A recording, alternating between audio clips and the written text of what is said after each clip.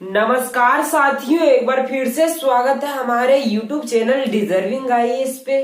मैं अमित कुमार हाजिर हूँ आपके सामने एक ऐसी खबर पर चर्चा करने के लिए जिसके घटित होने के तुरंत बाद चीन ने अमेरिका को धमकी दे दिया। अब सवाल बनता है कि चीन के सामने क्या वजह रही होगी कि चीन ने एक सुपर पावर को धमकी दे दिया। साथ ही साथ खबर क्या है, चलिए इन्हीं सब बातों को सिलसिलेवार ढंग से जानने का प्रयास करते हैं। साथियों, बात है 1 फरवरी की। 1 फरवरी को अमेरिका के मोंटाना शहर के ऊपर एक बलून देखा गया। मोंटाना जो कि अमेरिका का एक स्टेट भी है, उसके ऊपर एक बलून देखा गया जो कि 60,000 फीट की ऊंचाई पर उड़ रहा था, जिसकी लंबाई अपने आप में 3 बसों के बराबर थी। और कितनी ऊंचाई पर उड़ रही थी? 60,000 फीट की ऊंचाई पर। ये 60,000 फीट की ऊंचाई कितनी होती है? तो आप इस रूप में समझो कि हमारे जो एरोप्लेन होते हैं जिसमें हम बैठकर एक स्थान से दूसरे स्थान जाते हैं, वो एरोप्लेन 30,000 फीट की ऊंचाई पर उड़ती है। हमारे जो एयरक्राफ्ट होते हैं, हमले वाले एयरक्राफ्ट, वो 50,000 फीट की ऊंचाई पर उड़ते हैं। लेकिन ये बलून एरोप्लेन के जस्ट डबल यानी कि 60,000 फीट की ऊंचाई पर उड़ रहा था, जो कि अपने आप में 3 बसों के साइज के बराबर थी। जब वहां के लोगों ने इस बलून को देखा तो उन्होंने तरह तरह के अनुमान लगाना शुरू कर दिया। अमेरिका के कुछ लोगों का मानना था कि जरूर ये यूएफओ होगा जिसमें एलियंस बैठे होंगे। अमेरिका में के अंदर ये सामान्य तौर पर चलती है कि कुछ भी देखते तो कह देते हैं यूएफओ के अंदर एलियंस बैठे हुए हैं। वहीं कुछ लोगों का मानना था कि जरूर ये इलोन मस्क का ही कारनामा होगा, उन्होंने ही कोई सैटेलाइट लॉन्च करी होगी। लेकिन जब इस बलून के ऊपर अधिक रिसर्च की गई तो पता चला कि ये एक स्पाई बलून है जो कि चीन के द्वारा भेजा गया है। क्यों भेजा गया है? अमेरिका की जासूसी करने के लिए भेजा गया है। और अधिक रिसर्च की गई तो पता चला कि ये 28 जनवरी 2023 को अलास्का के ऊपर देखा गया और धीरे धीरे ये कनाडा होते हुए अमेरिका के मोंटाना स्टेट में पहुंचा था। सबसे पहले अमेरिका के मोंटाना स्टेट में ही क्यों पहुंचा? चूंकि ये एक स्पाई बलून है तो इसका काम है जासूसी करना। और जासूसी कहाँ करेगी? जहां कीमती वस्तुएं रखी होंगी। और अमेरिका का जो सबसे कीमती वस्तु है न्यूक्लियर वेपन्स, वो अमेरिका के मोंटाना स्टेट के अंदर ही रखा गया है। साथ ही साथ अमेरिका का इंटरकॉन्टिनेंटल मिसाइल, बैलिस्टिक मिसाइल, सारी चीजें अमेरिका के मोंटाना स्टेट के अंदर ही रखा गया है। तो ये बलून सबसे पहले वहीं पर आई और लगभग 1-1.5 दिन का समय वो अमेरिका के मोंटाना स्टेट के ऊपर ही बिताई। और इन सारी बातों को पता रखते हुए भी अमेरिका की सरकार कुछ नहीं कर रही थी। 1 दिन, 2 दिन, 3 दिन, 4 दिन, 5 दिन बीत गए, लेकिन अमेरिका की सरकार कुछ नहीं कर रही थी। बाइडेन सरकार का मानना था कि ये बलून क्या ही कर लेगी, जासूसी करने आई है। जासूसी तो चीन का सैटेलाइट भी कर रहा है। लेकिन मैं आपको बता दूं कि जो चीन का सैटेलाइट है वो कई गुना अधिक ऊंचाई पर है, जो कि स्पष्ट ढंग से ये जासूसी नहीं कर पाता है। और इस बलून की बात करूं तो ये बलून 60,000 फीट की ऊंचाई पर है, जो कि लोगों की बातें अच्छी तरह से सुन भी सकता है, अच्छी तरह से फोटो भी कैप्चर कर सकता है और जासूसी भी कर सकता है। तो सैटेलाइट की तुलना में ये बलून अधिक अच्छे तरह से ये मतलब ये जासूसी कर रही थी। लेकिन वहां की सरकार कुछ कर नहीं रही थी। लोगों ने मीम्स बनाकर सोशल मीडिया पर डालना शुरू कर दिया। वहां के लोगों को बर्दाश्त नहीं हुआ। वहां के लोगों ने सरकार के ऊपर विरोध बनाना शुरू कर दिया। साथ ही साथ अमेरिका की मीडिया एजेंसी ने भी वहां की सरकार के ऊपर दबाव बनाना शुरू कर दिया। अब चूंकि अगले साल अमेरिका के अंदर वोटिंग चलेगी, प्रेसिडेंशियल वोटिंग चलेगी, तो बाइडेन सरकार को उनकी बात मानना आवश्यक बन जाता था, क्योंकि उनको अगर अगले वोटिंग में जीतना है तो बाइडेन सरकार को उनकी बातों को मानना ही पड़ेगा।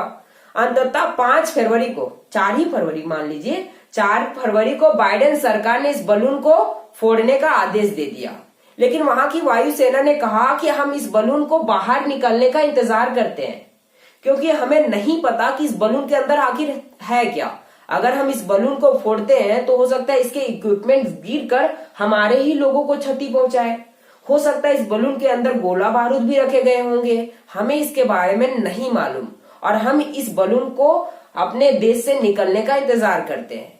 और जैसे ही ये बलून 5 फरवरी को अमेरिका के साउथ कैरोलिना के तट पर आया, या कहिए साउथ कैरोलिना से 6 मील दूर अटलांटिक ओशियन के ऊपर आया, तो अमेरिका की वायुसेना ने अपने F-22 एयरक्राफ्ट के द्वारा इस बलून को फोड़ दिया।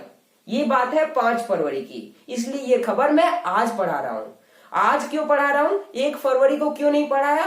क्योंकि 1 फरवरी को अमेरिका की सरकार ही इस खबर को लाइटली ले रही थी, तो हमें भी लगा कि इस खबर को क्यों पढ़ाया जाए।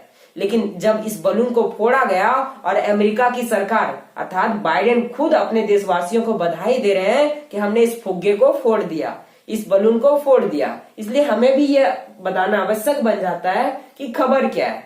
यहाँ तक कि इसके बाद चीन ने सीधे सीधे अमेरिका को धमकी भी दे दिया है। धमकी क्यों दिया? चीन ने गलती की, फिर अमेरिका को धमकी क्यों दे रहा है? तो चीन तो ये मानता ही नहीं कि ये एक स्पाई बलून है, जासूसी बलून है। चीन तो युआन वांग 5 शिप को भी नहीं मानता कि ये स्पाई शिप है, लेकिन दुनिया के देशों का कहना है कि ये स्पाई शिप है और चीन का ये मानना ही नहीं है। चीन क्या कहता है इस बलून के बारे में? चीन कहता है कि ये एक सिविलियन अनआर्म्ड मतलब असशस्त्र क्या है, एयरशिप है, जो कि वेदर को डिटेक्ट करती है, मौसम का अनुमान लगाती है। लेकिन अमेरिका का क्या कहना है? अमेरिका का कहना है कि ये एक स्पाई शिप है और चीन का कहना है कि ये मौसम डिटेक्टर है, मौसम का अनुमान लगाती है। तो फिर ये अमेरिका क्यों पहुंचा?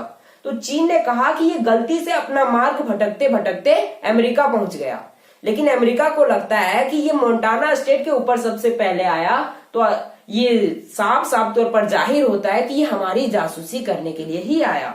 चीन ने इस खबर को सुनते ही इस पर कार्रवाई करते हुए अमेरिका से नाराजगी जाहिर करते हुए अमेरिका को चेतावनी दे दी है। उन्होंने कहा कि इसका रिस्पॉन्स तुमको जल्द ही मिलेगा। अब चाइना क्या करेगा इसके कार्रवाई में, ये हमें नहीं पता और किसी को भी नहीं पता। हो सकता है आज करे, कल करे, 1 महीने बाद करे, 1 साल बाद करे, लेकिन चाइना जरूर कुछ ना कुछ जरूर करेगा। और ये अमेरिका चीन युद्ध का एक बेस बनने वाली है। भविष्य में कभी भी अमेरिका और चीन के बीच युद्ध आरंभ हो सकता है और उसका जो बेस बनेगी, नींव बनेगी, यही सारी घटनाएं बनने वाली है। और इस युद्ध का एक और मैं आपको बताऊं कि अमेरिका हाल ही में कहा है कि हम फिलीपींस के अंदर अपना एक एयरबेस बनाएंगे जो कि चीन को काउंटर करेगी, चीन को चारों ओर से घेरेगी, जिसका कड़ा विरोध चीन ने भी किया है। फिलहाल उस खबर को छोड़ते हैं और हम अपने मुद्दे पर आते हैं। तो चीन ने अमेरिका को धमकी दे दिया है कि तुमने एक अंतर्राष्ट्रीय कानून का उल्लंघन किया है।